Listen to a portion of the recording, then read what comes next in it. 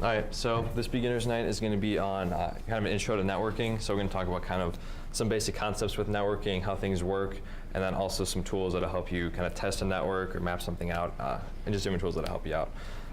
So with other beginner nights, it's pretty informal. You can just kind of yell out if you have a question or raise your hand or whatever is cool.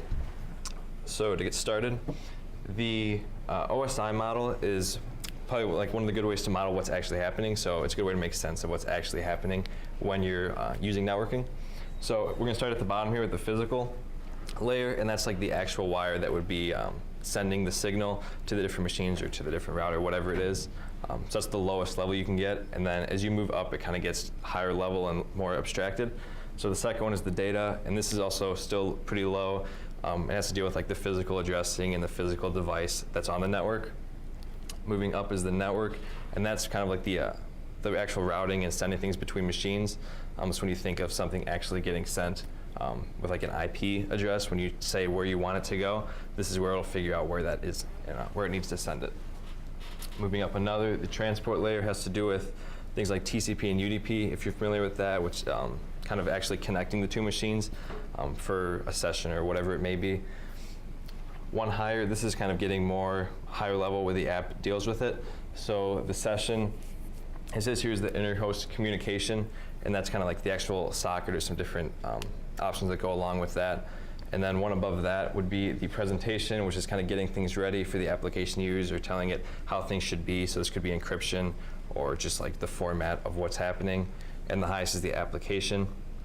So this is what's actually what you're using and interfacing with when you're say on your browser using HTTP, and then it's going to go all the way down to send the actual packets or whatever you're sending the data, and then it's going to come back. So that's kind of how networking works as a whole, kind of a nice, easy to understand way to look at it. Another model is the TCP IP model, and they basically do the same thing overall. You can see that it has a couple less layers, and they kind of group some together. So the bottom two, which were the low level layers, are going to be grouped together, and they call it host to network. So that's what's actually getting something from the network onto the actual machine. So that could be onto your laptop through an Ethernet cord or something like that. The network layer is the internet layer. It's kind of the same thing, dealing with getting things across different networks and getting the data where it needs to be. The transport's the same way. It has to deal with kind of TCP or UDP or the end-to-end connections. And then they group the top three into applications, which basically means that that's what the application would deal with. And that's kind of high level, dealing with what's connecting to what. And like if there's encryption or something like that, that would all be in the top level. So the way that the MAC address works is how it actually knows which device things should get to. So it has nothing to do with Apple computers. It's just the actual hardware for the network card or whatever you're using. So everything has a unique ID, which looks something like down here. You might have seen that before. I had to enter that in for something. I think when you register a device through the IA State internet, if you're not using edu-roam, you'll have to go through, and it'll either get that or you'll have to set that manually or tell them what it is. And that's how they know what actual device you're using and how they can assign it to your account. So there's 48 bits here, so there's that many unique addresses, so there's a whole lot of them. And the first 24 bits, which is, they're in groups of 8, so each one of these is 4 bits, is the organizationally unique identifier. So that is what like the vendor by default would be set to. It would have the same for whatever, if it's Cisco or whatever it may be. And then the last 4 are the serial number. So these numbers have to be unique for each device that's on a network, so it knows which one to actually send it to. Along with that, you can change it if you'd like to, or change the default so it doesn't have to stay the same. It just has to be unique for where it's at. So then if we think back when we went up a level and we talked about IP and how it actually knows where to send things, or if you know when you go to like google.com, it's sending to an IP address, and then that's how you can talk to that machine wherever or whatever IP that machine has. That's what this is. So it looks like that number up there. You're probably familiar if you do something in your house with routing. It might be like a 192.168 number. That did not work at all. So these have to be unique so that when you're working on a local network or across the network, it knows where to send it. It doesn't get confused, because if two had the same one, it wouldn't know where to send it, or which machine it's trying to connect to. So that's why it has to be unique. And if you think, a lot of our routers at home will use like the 192.168 range. So that's an example of a private network, and those can be repeated. So like every house might have that, and then between houses it has a public IP. And we'll talk about that a little later, but just knowing that it can be repeated, that's why you see that on like at Iowa State you might have one, and then you can see at a different network it has a very similar IP. That's how that can work. And then that's IPv4, which is kind of the standard that we think of, and there's also IPv6, which is longer, as you can tell. It has more information, but for the most part you're just going to see IPv4 when you're getting started with networking. All right, are there any questions about anything we covered so far? All right, moving on. So we're going to talk about net masks, and this is what determines for a network what is going to kind of symbolize the network and what's going to be the actual host that's on the network. So for example, that top one, each one of those would be 8 bits again, so it's 32. And when they're 255, it means that it's basically all ones you can think of it as, so that's why they're 255 when you add those together. So that means that it's all for the network, and then you don't have room to change for each host, so that's why that one would only have one host. Moving down one, how it ends in a .0, that would basically mean the last 8 are set aside for hosts, meaning that the first 3 octets there are set up for the actual network, but the last one can be for the host. So you could have 254 hosts, and you always need to have one for the broadcast and one for the network, so you're going to have to subtract 2 from that usually. And then, so the more you have set aside for the host, the more hosts you can have, because just having them unique, the more options you have and the more bits you can play with, the more you can have on that network. So it really can be any variation of these. These are just kind of some common examples that make sense to look at. You know, if the first one's 255.0.0.0, that means 8 are set for the network, but the other 24 are set aside for the host. So you could have a lot more hosts than say /24. There's some examples here. So at Iowa State, you might see your IP on a machine is a 10 dot something. So that's one of the example of the internal networks here. So if you see the 10 stays the same, but the last 3, the first one's 001, and the last one's 255, 255, 254, that basically means that the 10 is for the network, but the other ones can be hosts. So you can have, if we go back, it looks a lot like this bottom one here, where the first one is set for the network and the other ones are for the host. So that's how it follows the same net mask. And then the one below that is another example of a net mask. This one has the 129.186. So there's only 16 bits for the host, which is why it has less. And that's another one of Iowa State's, if that makes sense. All right, so I mentioned briefly earlier that the private versus public, how that kind of works. So there's certain ranges that are set aside to be public, and well, I guess everything by default would be, and then these ones are set aside to just be private. So like I said, that Iowa State one was 10.00, and then all the way up to 10.255.255. That would be an example of a private network, and that's what can be repeated. So you could have inside, kind of like the local network, if you think of Iowa State as its own separate thing, you could have a whole bunch of devices on that, and then going outwards, those, like if it's not in that range, what faces like the real internet, or that goes publicly, that cannot be repeated across the internet. So those are just a few examples. The bottom one is what a lot of us are probably used to seeing when I mentioned with a router at your house, where it's just kind of like a small residential household. That would be the 192.168 dot something. It can vary a little bit, but it usually looks something like that. It can be a little confusing because Iowa States are 129 and 186, so you might see that, but that is different than 192.168, even though they look, they're just flipped. So it could be a little confusing if you're trying to figure out what is happening there. So another concept we're going to talk about is routing, and this is how we actually get from, say, my laptop to, if we're trying to go to Iowa State's website to get to iastate.edu or to get to Google or something. It needs to know how to send your packets or what you're trying to connect to in that data to wherever the destination may be. So it does this by routing. So for example, if we say that's my computer over there, the PC0, way over here, and we want to send something over to this computer, to get there it needs to, you can kind of see it here easily, but the machines need to know where to send the data as it goes.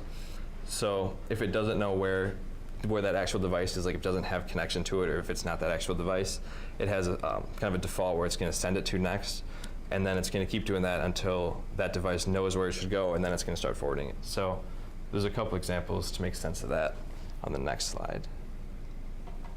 So we'll look at the example on the left. If we start from that PC0 way over there, and we want to go to the 172.18, which is this one in the middle here, it's not going to know where that is because it's isolated over here. So it's going to have to send it up to this router and follow this kind of trail to get there. But all that this one really cares about is sending it to this router, and after that, it doesn't matter to the actual PC0 where it goes. It's just it knows that it's going to find its way from router 0 and then router 1. Likewise, if it's sending it here as well, it doesn't know where that is, so it's just going to send it to router 0. It doesn't know the difference between where it's going to end up, and it doesn't really matter for our computer. But this last one down here, which is the network up here, like this wire, so that's going to be kind of on link, it says here, so it means it knows where it's actually at and how to send it there, so it doesn't need to send it to like router 0, for example, to keep going. It's just going to know, okay, I see that device, I can send it there right away. And then another example, if we start up in router 0 in the top left, there's going to be 2 that are on link, so it knows both 172 and 17 and the 172.16 since it's connected to it without anything in between. But the other one, so if we want to go to this 18 or the 20, which is this one down here again and way over here, since it doesn't know that, it's going to send it to router 1. So if we want to start back from PC0 and say go to here, it's going to go to router 0, and then once it gets to router 0, it's going to look, and it knows it needs to send it to router 1 to get to the 172.18. All right, and now network area translation, or NAT, this is what allows us to have kind of a segmented local network versus a public one. So this router here is what allows it to happen. So outside that is the public thing, so it has its own IP. Might be kind of hard to see, but it's 128.128.129.1 is what everything on that side sees. So that would be anything outside of this local network. Everything in this box being Iowa State's network or your house. Everything from the outside is going to see it as that, but this router is going to be able to translate everything that's happening from out there to bring it into this network, and whatever machines might be in here, it can keep track of what IP specifically. So it might be this 192.168.02 or the 192.168.03, and it's going to be able to decipher like which machine it actually needs to send to for each connection that it's making, and then as it goes, it's going to always know that these packets need to go there. So without going into much detail about how it's actually doing that, just knowing that it takes what's from the outside and it translates it to something that the internal network, so you're kind of bridging 2 networks together and allowing the connection to still work so they can talk to each other. That's what NAT does. And some common protocols that work. Yeah, go for it. I was going to say, for NAT is, just to kind of talk about it, is NAT an IPv4 thing, or is it IPv4 and IPv6, or how does that kind of work between those? I would think that it can do both, I would imagine, on the inside. I don't know specifically how I would do it. IPv6 gets very cranky with it. That's what I know. Okay. Because you have everything is supposed to be unique. Yeah. Address. So it gets you can do it. There are things that do it. ISU doesn't. Doesn't? Okay. But you're really supposed to have. IPv6 should get rid of the need for it and a NAT. Yeah. Since a NAT, it's kind of like a poor man's firewall. Mm-hmm. Yeah. Because it can also do it can filter things out and say what needs to go in there. Yeah. And with IPv6, when we talked about that a long time ago at kind of the beginning of the presentation, we talked about how much bigger it is, so you can have way more unique devices versus IPv4. So it makes something like this a little bit less essential. It uses the last digits of IPv6 are self-assigned from the MAC address. So it uses that same quality of how every MAC address should theoretically be unique into the idea of what your address should be in the higher up of the OSI model. Cool. Thank you. I really like IPv6. Yeah, no, it's cool. I don't know too much about it, so thanks. So now we're going to talk about some protocols. So as he kind of just mentioned, so on the IP, v6 and IPv4, the difference, those all work on the network layer. Thinking back to the OSI model, that was the third from the bottom. So those are kind of what assign the IP addresses like we talked about, and kind of makes sense by their name. And ICMP is also, if you do something like ping, that also works on the network layer. So if you're sending just an ICMP request, there's a lot of different types also, but ping is probably the one that we're most familiar with. And layer 4 was the transport layer. So I mentioned this is TCP and UDP. The difference between those is one is kind of connectionless and one is connection oriented. I mean, TCP does a handshake when you connect to it, so the two are actually talking the whole time and can see they know what they're getting essentially and what to expect, where UDP is just kind of send it off to wherever the destination is on a certain port or whatever it may be, and then it's not going to send anything back essentially. Well, it might send something back, but it's not going to know because it's not strictly connected through a handshake before it actually starts sending data. And then the application layer, this could be a whole bunch of different ones, but some common ones are DNS, which is what allows us to type something like google.com into our web browser, and then it knows what IP that is. So that's what actually, it says here, it's like the address book, so it's what allows us to type something we can remember like Google or Iowa State or iastate.edu into the actual IP address, which would be kind of a hassle to have to memorize all of those. HTTP is something we use a lot when we just go on the internet, or HTTPS, whatever it may be. And then FTP and SSH are probably something we're familiar with for if we have to come in and work on a project from outside of the campus. That's something we can SSH, or use the VPN to get here and then SSH into a machine or whatever might actually need to happen. So those are all applications that work at the top layer. And then there's a couple more examples, but there's a whole bunch, pretty much not endless, but a lot more than that. That's just kind of a brief overview of some things that work in the application layer. All right, are there any questions on any of that? All right, so now some Linux networking basics. This is what's going to kind of help with basic tools that can help you set up a network or see if things are configured correctly or do testing of a network. So ifconfig allows us to see what device or what network interfaces. Why is this not typing? What network interfaces are on your machine. Sorry, this is not working. So this is just a box from a class. Oh God. If ifconfig isn't found, check sbin. Yeah, I think it should be on. Please. Yeah, Ubuntu still ships it. They still ship it? Ubuntu still ships it. Yeah. There we go. Even on 18. Okay. So see when we run that, we can see that there's these two here. This is just like the loopback or the local ones, so we don't really want to worry about that right now. But we can see that this one here is the ENS160 interface, and we can see from this information like the IP address of this machine, which would be that, and kind of just what it's running. So you can use this to check if it's configured or just see other information about the actual interface that's on this one. So then we'll go back real quick. In here it says, these on the right side are just some different flags you can put at the end of these commands that are helpful. So if you ever have questions or want to use these, coming back to this is really helpful because a lot of these are just commonly used ones or ones that you would maybe be interested in just using or playing around with. Yeah, so route is another one. We talked about the routing and how it sends things. We can see, I'll try this one as well. We can see where it's going to send. You can actually set them manually. So if you want your information to go through a certain, oh God, I've lost it. If you want to send things to a certain machine first so you can do something with the data or whatever needs to happen, you can do that.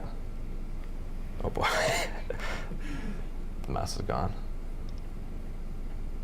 Okay, hold on. We're going to change something real quick. Take 1 second and it'll work better, hopefully, maybe, possibly. Duplicate. Oh, this might get really bad actually. No, it's good. It's perfect. We're gonna do it this way. Okay, sorry it's a little low. Can you guys see? Yeah, it's kind of low, but sorry. Clear. So if you want to see the route, actually this one takes a while. But this will load in a few seconds, and this is where you can see the actual routing table of where it's going to send information. So if it doesn't know where, it'll know where to send it up a level. Yeah, so this one's not very exciting because there's just a couple basic things in here. But that's something you can change and modify as you want and go back and forth to see what's actually happening. There it is. Wrong one. The next one is IP Route 2. So that better go away.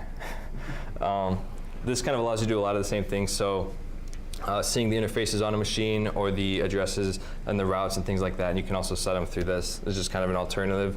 It says here it replaces ifconfig, route, and ARP. So it kind of does the same thing. And you can see on the right how to do a lot of that.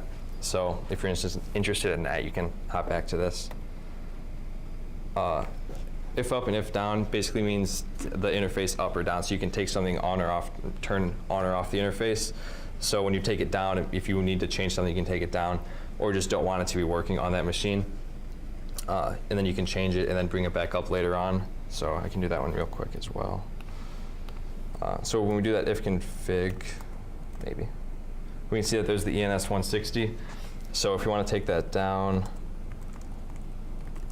we can say if down ENS 160 and name the interface we want to do. And then it doesn't now work.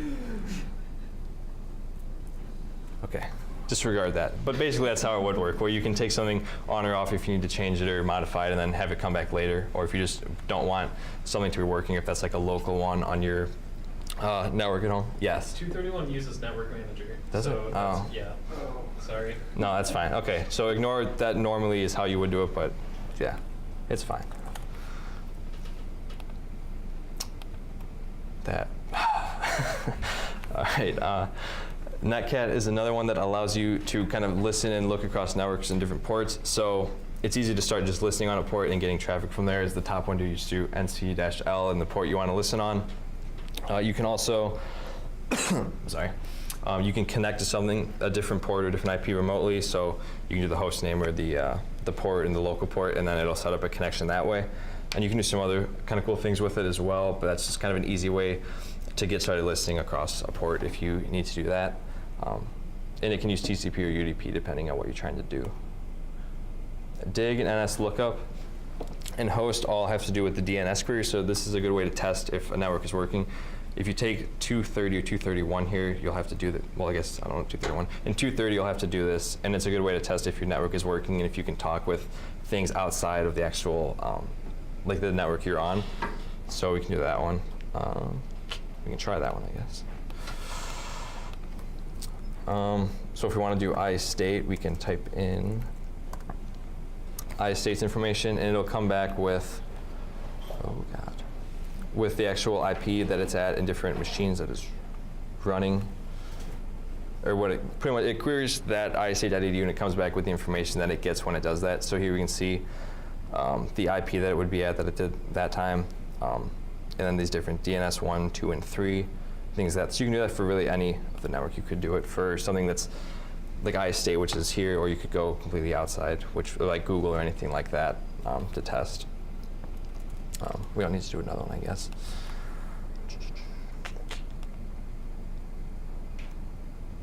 All right, ping and traceroute are probably pretty common ones to test if something is working, and also to map out a network. If you just want to ping something to see if there's a host there, or if there's really any response, or it's alive, or where something is, you can just send a ping to that IP, and it'll come back with a response. Or if there's nothing there, or it's not responding, then you'll obviously get nothing. And then traceroute also helps if you send something to, say, Google with a traceroute, and then whatever server you want to go to. It's going to tell you like the different hops that it makes as it goes there, and this will help you kind of see when it's leaving your network or where it goes first, and then across the internet, and when it gets to, say, Google's actual stuff, how it hops in there. So we can do a quick just ping. So actually, I don't think it's 199.100.16.100. Yeah, we'll do that one because not outside. That's not going to end well. So this is one that you can ping, and you'll see that we'll get a response from it. And that just means that there's something there and it's able to talk to that. You could do another one that would be on the local network here, which mine is one here. So this is another machine that's actually on the local network for mine. You can ignore the duplicate thing. I think that's from... It's set up that way. Okay, yeah, they don't all do that, I don't think. No. Just that one? Yeah. Okay, ignore that as well. And then if there's something that's a machine that's not there and you try to ping it, it's not going to respond, so we can just say 60. I don't think there's one there. We're not going to get a response, so we can tell that there's no host there or nothing that's actually turned on at that time. So it's a good way to either map out a network or to test if your traffic can get outside of your network and if things are configured properly. All right, netstat is a good way to show statistics, as it says, about the network and the different interfaces that are going. So you can see connections that are happening now, or if a program is listing on a certain port, you can use netstat to view what's actually happening when you run it on your machine. So we can do one quickly for that. I don't know what's on this one, actually. We'll do the listening connections. Actually, that's going to be ugly. We'll do the -NATP, so the numeric statistics of all active TCP connections and the process that owns them. So if we go back here, was that NATP? Good. So these are what's actually on here now. We can see that there's something on port 53 of that address listening, and it's TCP. There's also one on port 22 there. So if you have a different program running that's actually talking to like outside things or a web server or something like that, you could see that connection here, or if you make a connection, it'll show up in this program. And there's, as you kind of see here, there's a lot of different flags here that can filter what you actually want to see to make it a little easier, because some of these will return a whole bunch of stuff and it'll make it not fun to look at. So knowing how to do that and get the data or the information you actually want is helpful. Go for it. Very conveniently, the output of netstat is tab delimited, which happens to be the common separator used in awk. If people want to awk script netstat, the preferred way to do it. Beautiful. If you want to do awk, which is sometimes not too much fun. I don't know about that. It's not the worst. Another easy way to remember is plant. Plant. So plant is all TCP listening things with their PID. Otherwise, you do plant new if you want UDP. Perfect, yeah. That's how I remember it. There you go, yeah, so there's some different ones that, yeah, once you kind of know it, you can just always use that one, and it'll make it a lot easier than memorizing what each one of these does, because it can be a bit tedious, and there's a lot of them. So that was basically it for this beginner's night, to kind of get started in networking and understand things. So some different classes that kind of dive into this, and we'll probably go over some of this stuff and then go a lot deeper into different aspects of it. Computer E 230 and 231, which are kind of the fundamental courses, are the first ones you'll take if you're doing the cybersecurity minor here. They definitely talk a lot about this and you'll get practice with it. Another one is Computer Science 252, which has a decent amount on networking, at least a few slides worth, and you'll kind of have to understand how things are working. And it's explained there in some detail, not too much. And then these other ones are a bit higher level, probably after you would take the other ones, kind of get a familiarity. These go into more detail about maybe how exactly one of these protocols work, or what they're really doing lower level, things like that. So these are good ones to check out if you're interested in this stuff or just want to learn more about it. And you'll probably end up taking maybe one of these in elective just by chance, and you'll have to run into this stuff. Yeah. Are there any questions about any of that I covered throughout the whole thing? Nope. All right, well, in that case, that's all it is for the beginner night this week. I don't know if you have an announcement to make or anything. Sure. So next week we'll have Chris presenting on career stuff, which conveniently is after the career fair. But yeah, see you guys next week. Thank you.